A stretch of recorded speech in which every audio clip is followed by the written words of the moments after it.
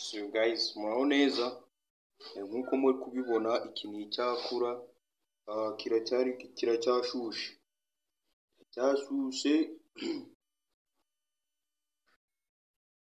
kiracyashushe uko biri. Ntabwo bavuga ngo wenda uyu munsi naje kubatuburira ngibi nibyo bireba njye. Hanyuma ushobora kuba uri kwibaza ngo ni iki noneho kizanye mbyirire.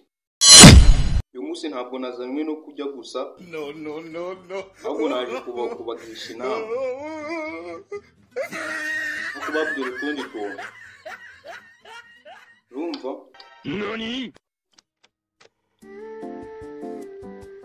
Nimba hari ikintu cya mbere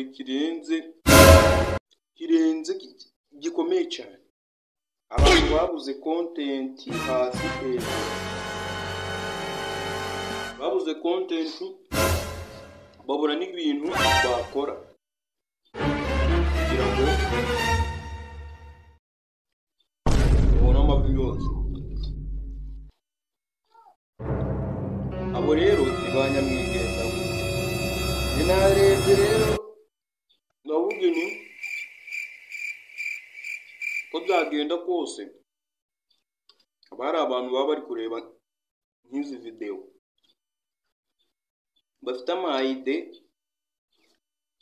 bagomba kutugezaho. Reba iyo nimero iri hasi ni iyanjye yo kuri WhatsApp, ngira muzajye munyihera ibitekerezo byarabuze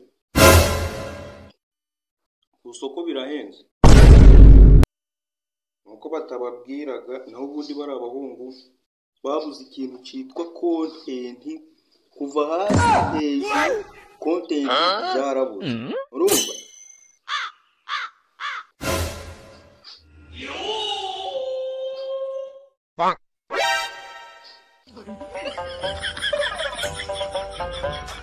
Nako munsengera ndagwaye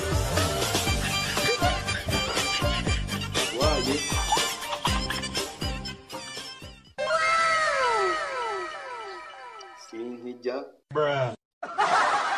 ndetse kwa kundi kwa nice nikize mfe gukoramo.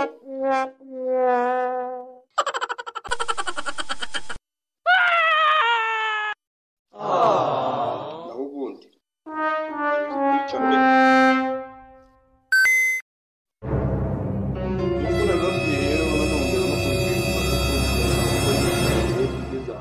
mu minota zigera muri ingahe. Nimero iri hasi niyo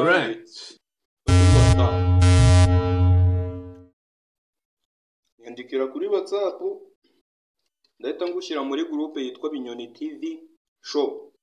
Ubundi uzajye uzana izo ide zawe, nazo abantu bakeneye kuzimenya. Urumva?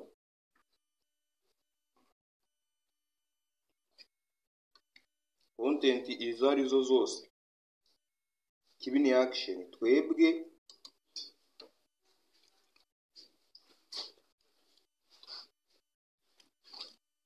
dukora comedy na series zisanzwe.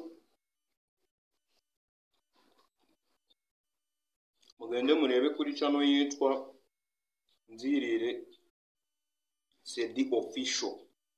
Nzirire Sedi Official. Hanyuma mukore subscribe, mukore like, ngo dukomeze kugendana no mu zindi comedy.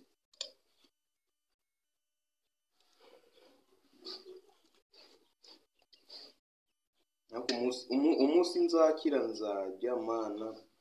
nzajya ibiryo